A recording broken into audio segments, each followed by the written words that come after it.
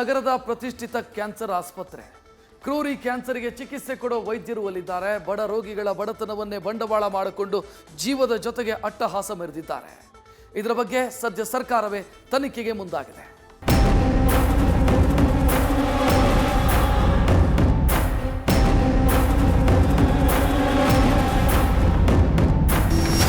HCG health care global silicon ಸಿಟಿಯ ಪ್ರತಿಷ್ಠಿತ cancer ಆಸ್ಪತ್ರೆ. ಇದೇ ಆಸ್ಪತ್ರೆ ವಿರುದ್ಧ ಈಗ ಕಂಡು ಕೇಳರಿಯದ ಆರೋಪ ಸದ್ದು ಮಾಡ್ತಿದೆ.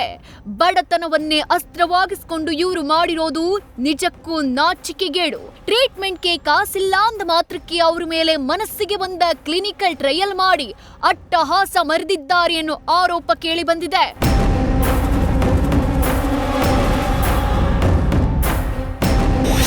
ಬಡ ಕ್ಯಾನ್ಸರ್ ರೋಗಿಗಳ ಮೇಲೆ ಭಯಾನಕ ಕ್ಲಿನಿಕಲ್ ಟ್ರಯಲ್. HCG ಆಸ್ಪತ್ರೆ ಮೇಲೆ ಗಂಭೀರ ಆರೋಪ. ಇದೆಲ್ಲ ಸತ್ಯನಾ? ಮೇಲೆಲ್ಲ ತಳುಕು ಒಳಗೆಲ್ಲ ಹುಳುಕು ಅನ್ನೋ ಹಾಗೆ ಕ್ಯಾನ್ಸರ್ ಪೇಷಂಟ್ಗಳ ಕಾಯಿಲೆ ಸರಿ ಮಾಡ್ತೀವಿ ಅಂತ ಫೇಮಸ್ ಆಸ್ಪತ್ರೆ ಮಾಡಿದ್ದು ಬೇರೆಯದ್ದೇ ಕೆಲಸ ಅಂತೆ. ಈ ವಿಷಯ ಆಚೆ ಬರೋಕೆ ಕಾರಣ ನಿವೃತ್ತ ನ್ಯಾಯಮೂರ್ತಿ ಕೃಷ್ಣ ಭಟ್ ಬರೆದ ಪತ್ರ. ವರದಿಯಲ್ಲೇ ನೀವು ಕಾಣ್ತಾ ಇದ್ದೀರಿ. ಅದರ ಆ ಸೆಂಟರ್ನ ಮುಖ್ಯಸ್ಥರು, ಸೆಂಟರ್ ಅಂದರೆ ಆ ರಿಸರ್ಚ್ಗೆ ಇರತಕ್ಕಂಥದ್ದು, ಅವರನ್ನು ಬದಲಾವಣೆ ಮಾಡೋದು ಬಹಳ ಅವಶ್ಯಕತೆ ಅಂತ ಹೇಳುವಂಥ ಸಲಹೆ ನಾವು ಮಾಡಿದ್ದೀವಿ. ಒಂದು ಭಾಳ ವರ್ಷದಿಂದ ಅವರು ಅದರಲ್ಲೇ ಮುಂದುವರಿತಾ ಇದ್ದರು. ಎರಡು, ಅವರ ಕಾರ್ಯವಿಧಾನ ಸಮರ್ಪಕವಾಗಿರಲಿಲ್ಲ. ಅದರಿಂದ ಹೆಚ್ಚಿನ ನಾನು ಏನು ಈಗ ಹೇಳಲಿಕ್ಕೆ ಇಷ್ಟಪಡೋದಿಲ್ಲ. ನನ್ನ ವರದಿಯಲ್ಲಿ ಎಲ್ಲ ಇದೆ. ಅಲ್ಲಿ ಎಥಿಕ್ಸನ್ನು ಕನ್ಸಿಡರ್ ಮಾಡುವಾಗ ಇನ್ಫಾರ್ಮ್ಡ್ ಕನ್ಸೆಂಟ್ ಅಂತ ಪ್ರತಿಯೊಬ್ಬರ ಒಪ್ಪಿಗೆಯನ್ನು ಪಡಿಬೇಕು. ಒಪ್ಪಿಗೆ ಪಡೆಯೋದಂತಂದರೆ ಅದು ಅವರ ಸ್ವೇಚ್ಛೆಯಿಂದ ಒಪ್ಪಿಗೆ ಬರಬೇಕು. ಯಾಕೆ ಅದರಲ್ಲಿ ರಿಸ್ಕ್ಗಳಿರ್ತವೆ ಕೆಲವು ಟ್ರಯಲ್ಗಳಲ್ಲಿ. ಇದು ಸಾಮಾನ್ಯವಾಗಿ ಎಕ್ಸೆಪ್ಟೆಡ್. ಇದು ಟ್ರಯಲ್ ಮಾಡುವಾಗ ರಿಸ್ಕ್ ಇರುತ್ತೆ. ಆ ರಿಸ್ಕ್ಗಳನ್ನು ಆದಷ್ಟು ಕಡಿಮೆ ರಿಸ್ಕ್ ಇರುವ ಹಾಗೆ, ಅಥವಾ ಏನಾದರೂ ಅದರಿಂದ ಪ್ರಯೋಗಕ್ಕೆ ಒಳಪಡಿಸುವಂಥ ಔಷಧಿ ಏನಿರುತ್ತದೆ ಅದರಿಂದ ತೀರಾ ಅಡ್ಡ ಪರಿಣಾಮ ಇದ್ದರೆ ಇವರು ಅವರಿಗೆ ಪೂರ್ತಿ ಚಿಕಿತ್ಸೆಯನ್ನು ಕೊಡಬೇಕು. ಅದು ಕಾನೂನಿನಲ್ಲಿ ಇದೆ, ಗೈಡ್ಲೈನ್ಸ್ನಲ್ಲಿ ಇದೆ. ಬಡ ಕ್ಯಾನ್ಸರ್ ರೋಗಿಗಳ ಮೇಲೆ ಭಯಾನಕ ಕ್ಲಿನಿಕಲ್ ಟ್ರಯಲ್ ಮಾಡಿ ಈ ಮೂಲಕ ಪ್ರಾಣಹಾನಿಗೆ ಕಾರಣ ಆಗಿದೆ ಅಂತ ರಾಜ್ಯ ಆರೋಗ್ಯ ಇಲಾಖೆಗೆ ಪತ್ರ ಬರೆದಿದ್ರು. ಬಳಿಕ ಆರೋಗ್ಯ ಇಲಾಖೆ ರಾಜ್ಯ ಔಷಧ ನಿಯಂತ್ರಣ ಮಹಾನಿರ್ದೇಶಕರಿಗೆ ಪತ್ರ ಬರೆದು ಸಂಚಲನ ಸೃಷ್ಟಿಸಿದೆ. ಕ್ಯಾನ್ಸರ್ ಚಿಕಿತ್ಸೆಗೆ ಹಣ ಇಲ್ಲದ ಬಡ ಕ್ಯಾನ್ಸರ್ ರೋಗಿಗಳ ಮೇಲೆ ಕ್ಲಿನಿಕಲ್ ಟ್ರಯಲ್ ನಡೆದಿದ್ದು, ಹಣದ ಆಮಿಷ ನೀಡಿ ಬಡ ರೋಗಿಗಳನ್ನ ಕ್ಲಿನಿಕಲ್ ಟ್ರಯಲ್ಗೆ ಸೆಳೆಯಲಾಗಿದೆ ಎಂಬ ಆರೋಪ ಇದು. ಲಾಭ ಹೆಚ್ಚಳಕ್ಕಾಗಿ ಬಡ ರೋಗಿಗಳ ಮೇಲೆ ಹೆಚ್ಚೆಚ್ಚು ಕ್ಲಿನಿಕಲ್ ಟ್ರಯಲ್ ಮಾಡಲಾಗಿದ್ದು, ಕ್ಲಿನಿಕಲ್ ಟ್ರಯಲ್ ವೇಳೆ ಹಲವು ಜೀವಗಳಿಗೆ ಹಾನಿಯಾಗಿರುವ ಆರೋಪ ಕೇಳಿಬರ್ತಿದೆ.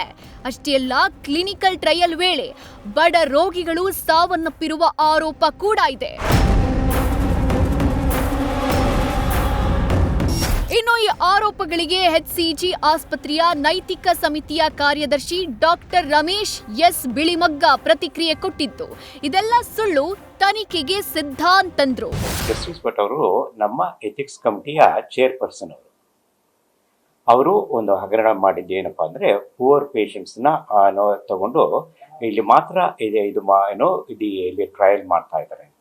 ಅದು ಕಂಪ್ಲೀಟ್ಲಿ ರೀಡ್ ಆಗಲಿ ಸೆಕ್ಲಿ ಯಾವುದು ಕೂಡ ಕನ್ಸಿಡರೇಷನ್ಗೆ ಬರಲ್ಲ. ಅದು ನಮ್ಮ ಇದರಲ್ಲಿ ಇಲ್ವೇ ಇಲ್ಲ.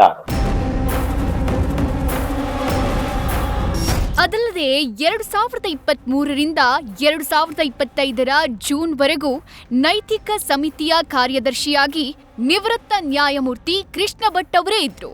ಆದ್ರೆ ಹಗರಣದ ಆರೋಪ ಬಂದ ಮೇಲೆ ಇವರು ಏಕಾಏಕಿ ರಾಜೀನಾಮೆ ಕೊಟ್ರು ಅಂತನೂ ಆರೋಪಿಸಿದ್ರು.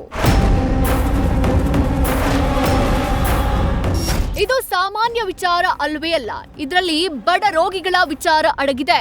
ಆದ್ದರಿಂದ ಈ ಬಗ್ಗೆ ತನಿಖೆ ಮಾಡಲೇಬೇಕಿದೆ.